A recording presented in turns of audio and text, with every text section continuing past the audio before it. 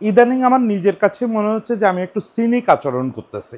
মানে আমি তো একদম ট্র্যাডিশনাল কনটেন্ট ক্রিয়েটর হতে আসি নাই। কারণ এইটাকে পেশা হিসাবে এখনই নিবো এরকম কোনো চিন্তাও নাই। ফলে আমার ইচ্ছা ছিল যে আমি আপনাদের সঙ্গে ভালো খবর শেয়ার করব, ভালো, ভালো কথা বলবো, গল্প করব। সেই জায়গাটা আমি দেখলাম যে গত চ্যাম্পিয়ন্স ট্রফি থেকে শুরু করে এ পর্যন্ত টানা খারাপ কথা বলতেছি, বেশি সমালোচনা করতেছি, বেশি ষড়যন্ত্র তত্ত্ব খুঁজতেছি। সবই ঠিক আছে। এগুলো হয়তো উচিত কথাই বলতেছি, সত্যি কথাই বলতেছি, কিন্তু নিজেরই খারাপ লাগতেছে।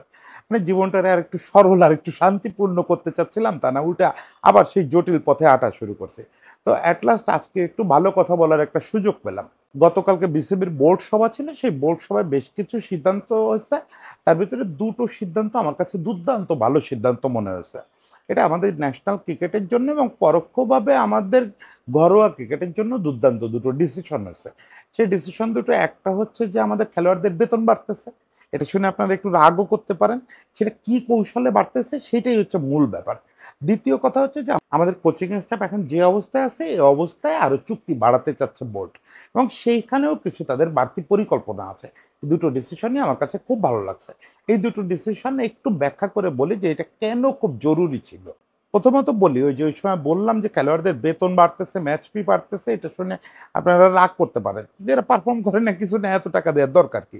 ইভেন এমনও একটা কথা ছড়াইছে, এটা সত্যি কিনা আমি ক্রস চেক করতে পারিনি, যে আফগান ক্রিকেটারদের নাকি একটা নির্দিষ্ট পয়েন্ট অ্যাচিভ না করতে পারলে বেতন দেওয়া হয় না।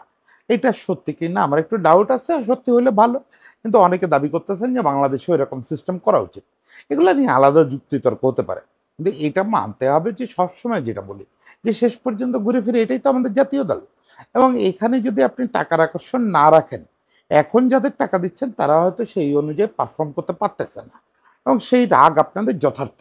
কিন্তু একই সঙ্গে মাথায় রাখতে হবে যে এখানে যদি আপনি টাকার একটা হাতছানি না রাখেন, তাহলে কিন্তু বেটার বেটার ক্রিকেটার আসবে না। গতকালকে দেব একটা কথা বলছে যে আমাদের এখন মুরালীধরন, শেনওয়ান, সচিন টেন্ডুলকার পাওয়ার সময়। তো তারা যদি আমাদের সমাজে লুকায়েও থাকে যে এখনো পর্যন্ত সেই বাচ্চারা আত্মপ্রকাশ করে নাই, তারা অন্য কোনো প্রফেশন ছেড়ে ক্রিকেটে তখনই আসবে যখন দেখবে যে ন্যাশনাল লেভেলে পৌঁছাইতে পারলে আমি এরকম মাসে এত লাখ টাকা আয় করতে পারবো।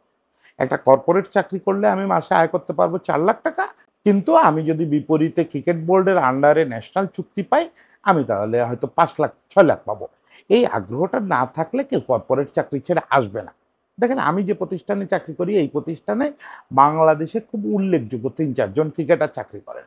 আন্ডার ১৯, আন্ডার ১৭-এর সাবেক একজন ক্যাপ্টেনও আমার প্রতিষ্ঠানে চাকরি করেন। কেন করেন?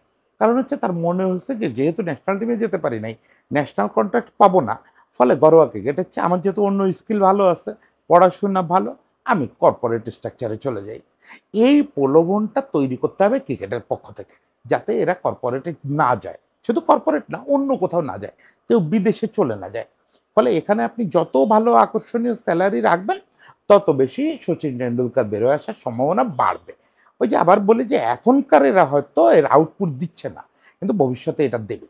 কিন্তু এটাও আমার মূল আলোচনা না, এটাও মূল সুখবর না। কারণ খেলোয়াড়রা তো হ্যান্ডসাম স্যালারি পায়, হ্যান্ডসাম ম্যাচ ফি পায় অনেক দিন ধরেই। তাহলে এটা আর সুখবর কি? সুখবর হচ্ছে যে গত বছরই পাপন ভাইয়ের বোর্ডের সামনে একটা আলোচনা ছিল যে আমাদের টেস্ট ক্রিকেটারদের বেতন ওয়ানডে এবং টি-20 খেলোয়াড়দের চেয়ে বেশি করতে হবে, এবং সেইটা বেশ উল্লেখযোগ্য পরিমাণে বেশি করতে হবে। শুধু তাই না, ওখানে ম্যাচ ফিও বেশ উল্লেখযোগ্য পরিমাণে বাড়াতে হবে। কেন করতে হবে? এইটাই হচ্ছে মূল ম্যাজিকটা। দেখেন আমাদের কয়েকজন ক্রিকেটার আছে বাংলাদেশে যারা শুধু টেস্ট খেলে, স্পেশালি ২ জন, মুমিনুল আর তাইজুল। যদিও আমি বিশ্বাস করি যে মুমিনুলের ১৬ আনা যোগ্যতা আছে ওয়ানডে খেলার, ওয়ানডে টিমে খেলার। আপনি যদি গত কয়েক বছরের ডিপিএল পারফরমেন্স দেখেন, তাহলে ৩-৪ নম্বরে আমাদের যারা ব্যাটিং করে, আমি একদম নাম ধরে বলি, সেই শান্ত, লিটন, এদের চেয়ে ওয়ানডের জন্য মুমিনুল অনেক বেশি মানানসই, অনেক বেশি। এবং কেমনে কি করে একটা ধারণা হয়েছে যে মমিনুল খুব স্ট্রোক প্লেয়ার না। মমিনুলরে আমি রীতিমতো ঝড় তুলে ফেলতে দেখছি, ৫০ ওভারের ক্রিকেটে 190+ ইনিংস খেলতে দেখছি। মমিনুলের ওই যোগ্যতা আছে, কিন্তু মমিনুলরে নানা কারণে ডিপ্রাইভ করতে করতে এমন একটা অবস্থা হয়েছে, এখন ওই পোলাও নিজে বিশ্বাস করে না যে সে লিমিটেড ওভার খেলতে পারে। আমি জানি না যে ও এখনো বিশ্বাসটা আছে কিনা। সর্বশেষ মাস ৩ আগে কথা হয়েছে, তখনও খুব দৃঢ়ভাবে বলছে যে ভাই অবশ্যই আমি লিমিটেড ওভার একদিন আবার ফিরবো। ন্যাশনাল ক্রিকেটে। তারে তো শেষ করলো অ্যাকচুয়ালি হাথুরু সিং ৮-৯-তে ব্যাটিং করায় ওয়ানডেতে। যাক, প্রসঙ্গ না বদলাই, এখন আমরা ধরে নেই যে মোমিনুল, তাইজুল এবং এরকম কিছু ক্রিকেটার সামনের দিনে আরও বাড়বে। এখন যারা শুধু টেস্ট খেলবে, এটা তো হতে হবে। আলটিমেটলি যতই মোমিনুলের জন্য আফসোস করি, কিন্তু একটা সময় তো আসবে যে আমাদের বিভিন্ন ফরম্যাটের ক্রিকেটার সংখ্যা আলাদা আলাদা হবে। হয়তো কমন ক্রিকেটারের সংখ্যা থাকবে মাত্র ৩-৪ জন, বাকিরা এক একটা ফরম্যাটে ফিক্সড থাকবে। এখন কথা হচ্ছে, যে লোকরা ৩ ফরম্যাট খেলবে না বা লিমিটেড ওভার খেলবে না, তাদেরকে যদি আপনি বাড়তি স্যালারি না দেন, তাহলে তারা ক্রিকেট খেলবে কেন? একটা যে কোনো ছেলের সঙ্গে যদি আপনি মোমিনুলের বছরের আয় হিসাব করেন, তাহলে যারা ৩ ফরম্যাট খেলে বা অন্য ২ ফরম্যাট খেলে লিমিটেড ওভারের, তাদের অর্ধেক আয়ও মোমিনুলের হয় না। অথচ মোমিনুল স্টিল বাংলাদেশের বেস্ট টেস্ট ক্রিকেটারদের একজন। এই কদিন আগেও যে আমরা পাকিস্তান সফর করলাম, ইন্ডিয়া সফর করলাম, ইন্ডিয়াতেও সে সেঞ্চুরি মারলো।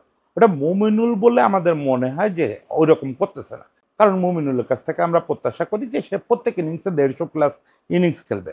সেটা তো হয় না। মোমিনুল তার পটেনশিয়াল অনুযায়ী পারতেছে না, এটা সত্যি। কিন্তু এটাও তো মাথায় রাখতে হবে যে সে বেস্টদের একজন। সেইখানে তার আয় যারা খারাপ তাদেরও অর্ধেক। ফলে আপনার টেস্ট ক্রিকেটে বেতনটা এমন হ্যান্ডসাম করতে হবে যে বেতনটার কারণেই জুনিয়র ক্রিকেটাররা ভাববে, যারা আর কি শুধু লঙ্গার ভার্সনে ভালো, তারা ভাববে যে ওকে শুধু লঙ্গার ভার্সন খেলেও আমার জীবন চলে যেতে পারে।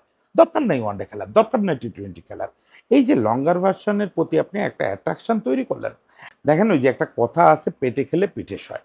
আপনি যতই রোমান্টিসিজম করেন যে লঙ্গার ভার্সন হচ্ছে ক্রিকেটের আলটিমেট ড্রিম, অমুক তমুক, সারা পৃথিবীতে টেস্ট ক্রিকেটের সুদিন ফিরে আসছে, এসব রোমান্টিসিজম ততক্ষণ চলে যতক্ষণ পর্যন্ত ওই কম্পেয়ারটা না আসে যে আরেকটা ক্রিকেটার টি-20 আর ওয়ানডে খেলতেছে, ও আমার ধারে কাছেও নাই পারফরমেন্সে, আমিও ডাবল পারফরমেন্স করতেছি টেস্টে। আমি বছরে মাত্র টেস্ট খেলতে পারতেছি 5টা।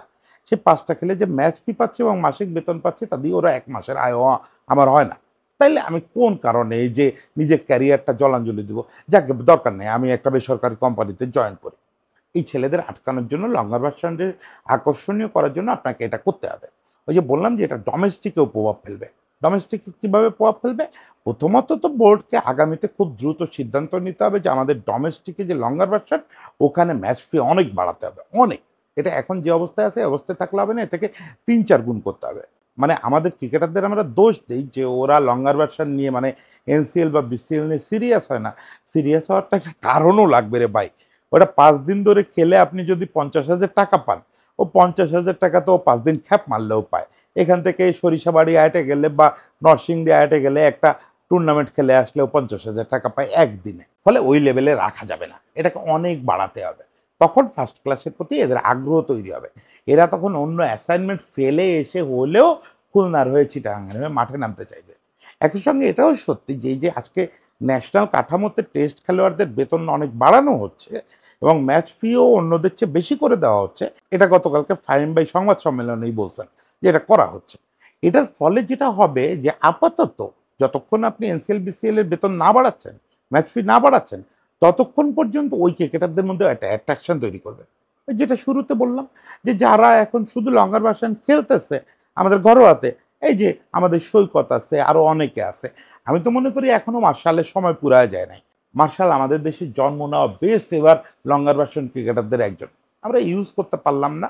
তো এরকম ক্রিকেটার যারা আছে যে শুধু লঙ্গার ভার্সন খেলে, তাদের জন্য ওই হাতছানিটা রাখা যে ওকে আজকে বেতন বাড়ালো, তাহলে ঠিক আছে, আপাতত কষ্ট করতেছে, আগামী সিজনে যদি ন্যাশনাল টিমে ঢুকে যাই তাহলে আমার ক্যারিয়ারটা দাঁড়ায় যাবে, অ্যাটলিস্ট বাকি জীবন সংসার চালায় নিতে পারবো। এক্ষেত্রে একটা জিনিস বলি, আপনারা ক্রিকেটারদের ক্ষেত্রে যেটা প্রায় ভুলে যান, যে আপনারা নিজের আয়ের সঙ্গে কম্পেয়ার করেন যে ভাই আমি মাস গেলে পাই 50,000 টাকা বেতন, ও মাস গেলে পাই 3 লাখ টাকা বেতন। একটা জিনিস মাথায় রাখবেন, আপনি কিন্তু এই আয়টা করবেন 60 বছর বয়স পর্যন্ত, আর ও কিন্তু এই আয়টা গড়পড়তা 32-33 পর্যন্ত করবে। এরপরে তো আর ওরে কেউ ন্যাশনাল কন্ট্রাক্টে রাখবে না, খুব রেয়ার কেস না হইলে। যেমন এখন আমাদের 3জন সিনিয়র ক্রিকেটার আছে 35+, যারা ন্যাশনাল কন্ট্রাক্টে আছে, এরাও সম্ভবত কেউই এবার আর কন্ট্রাক্টে থাকবে না। তার মানে আপনি বুঝতেই পারতেছেন যে 35 পার হইলে ক্রিকেটারদের আর ওই বড় আয়টা নাই। ফলে একটা টেস্ট ক্রিকেটারকে যদি আপনি 35-এর মধ্যে বাকি জীবন চলার মতো টাকা না দিতে পারেন, সে কেন খেলবে? এই জায়গাটায় আমি মনে করি ফাহিম ভাই, ফারুক ভাই একটা বড় পদক্ষেপ নিল এবং এটা আমাদের ক্রিকেটের জন্য খুব ইতিবাচক একটা পদক্ষেপ। আরেকটা বলছিলাম যে সুখবর, সেটা হচ্ছে আমাদের কোচিং সেট আপের ব্যাপারে। আমি শুরুতে ধারণা করছিলাম, এই ধারণাটা আমি একা একা করিনি, আমি ২-৩টা মিডিয়াতে দেখছিলাম যে যেদিন চ্যাম্পিয়ন্স ট্রফিতে আমরা লাস্ট ম্যাচটা খেললাম ওই দিনই ফিল সিমন্সের সঙ্গে আমাদের কন্ট্রাক্ট শেষ হয়ে গেছে, ফলে এই কন্ট্রাক্টটা রিনিউ হবে না। এটা ধরে নিয়ে পত্রপত্রিকায় লেখা হয়েছিল যে দায়িত্বটা আপাতত পেতে যাচ্ছেন সালাউদ্দিন। তো সেইটা আমি একটু ধাক্কা খাইছিলাম। আমি মনে করি সালাউদ্দিন ভাইরে আরও সময় দেওয়া উচিত। আরও ১-২ বছর সে ন্যাশনাল টিমের সঙ্গে থাকলে তখন গিয়ে হেড কোচ হইতে পারবে পূর্ণাঙ্গ। তার আগ পর্যন্ত ফিল সিমন্সের মতোই কাউকে চাচ্ছিলাম। তো সেটা আমি খুশি হয়েছি যে বোর্ড সিদ্ধান্ত নিচ্ছে মতোই না, ফিল সিমন্সকেই রেখে দিবে। কারণ ফিল সিমন্সকে অলরেডি অফার লেটার পাঠিয়ে দেওয়া হয়েছে, এটা ফাহিম ভাই জানাইছেন। এছাড়া সালাউদ্দিন ভাই সহ বাকি যে সেট যারা আছে, খুব বেশি মেম্বার তো এখন কোচিং সেট নাই, আর অনেককে নিতে হবে, অনেককে যোগ করা হবে। যে কয়জন আছে এই কয়জনকে বলা হয়েছে তোমরা থাকো। একই সঙ্গে ফাহিম ভাই অ্যাসিওর করছেন যে টিমে বাড়তি যে সদস্যদের এখন যোগ করতে হবে, ব্যাটিং কোচ হয়তো আলাদা করে নেওয়া হবে, বোলিং কোচ আলাদা করে নেওয়া হবে। আপনারা জানেন যে এই পদগুলোতে যারা ছিল, ডেভিড হেম ছিল ব্যাটিং কোচ, তাকে একাডেমিতে ফিরে যেতে বলা হয়েছে। বোলিং কোচের সঙ্গে চুক্তি নবায়ন করা হবে না, এটা চ্যাম্পিয়ন্স ট্রফির আগেই জানানো হয়েছে। ফলে এখন আমাদের নতুন ব্যাটিং কোচ লাগবে, নতুন বোলিং কোচ লাগবে। ফাহিম ভাই যে ইঙ্গিত দিচ্ছেন তাতে নতুন ব্যাটিং কোচ এবং নতুন বোলিং কোচ এটা লোকালি রিক্রুট করা হবে। এটাও খুব দারুণ ডিসিশন, এবং আমি জানি যে কাদের প্রতি আগ্রহ আছে। ইতিমধ্যে আপনারা দেখছেন যে আমাদের খুব তরুণতর তালহার মতো কোচরেও কিন্তু ন্যাশনাল টিমের সঙ্গে যুক্ত করা হচ্ছে। এবার অ্যাসাইনমেন্ট বেস এই চ্যাম্পিয়ন্স ট্রফির আগে শুধু পেসারদের দেখার জন্য ওকে নেওয়া হয়েছিল ন্যাশনাল টিমের সঙ্গে। এরকম কয়েকটা তরুণ ক্রিকেটার আছে, আমাদের রাজিন আছে, রাজিনও এর মাঝে ন্যাশনাল টিমে এরকম ডিউটি করছে। এদের ভিতর থেকেই করা হবে। এটা খুব ভালো খবর, খুব ভালো খবর। আরেকটা জিনিস ফাহিম ভাই বলছেন যে তারা ওয়ার্ল্ড ক্লাস একটা ফিল্ডিং কোচ আনবেন, সেটা হয়তো বাইরে থেকে আনতে চান। যদিও আমি মনে করি যে সেটাও রাজিন হতে পারে। রাজিন যদিও ব্যাটিং কোচ হিসাবেই এখন বেশি নাম করছে, আজকাল তো হেড কোচ হয়ে গেছে, কিন্তু রাজিন কিন্তু ভালো ফিল্ডিং কোচও হতে পারে। আবার ফিল্ডিং কোচ হিসাবে আমাদের ডিকেন্স ভাই টপ লেভেল ফিল্ডিং কোচ। যাই হোক, ফাহিম ভাই ধারণা দিচ্ছেন তারা হয়তো গ্লোবাল স্টেজের কাউরে আনবেন, এক্ষেত্রে একটু বড় নাম আনতে চান। ভালো ডিসিশন, আমাদের ফিল্ডিং নিয়ে কাজ করতে হবে। সব মিলে আমার কাছে মনে হয়েছে যে গতকালকের যে বোর্ড সভাটা ছিল এটা অনেক দিন পরে খুব কার্যকর কিছু সিদ্ধান্ত আসছে এই বোর্ড সভা থেকে। এখন আমরা আরও এরকম কিছু কার্যকর সিদ্ধান্ত দেখতে চাই, বিশেষত ঘরোয়া ক্রিকেটের ব্যাপারে। ন্যাশনাল ক্রিকেটের জন্য বড় বড় সিদ্ধান্ত দেশের ক্রিকেটে খুব আগাতে পারবে না, এটা আমাদের খুশি করবে, এটা পরোক্ষ অবদান রাখবে। প্রত্যক্ষ অবদান রাখতে গেলে আপনাকে ঘরোয়া ক্রিকেটে বড় বড় সিদ্ধান্ত নিতে হবে। সেই রকম সিদ্ধান্তের অপেক্ষায় থাকলাম। সে পর্যন্ত সবাইকে শুভকামনা।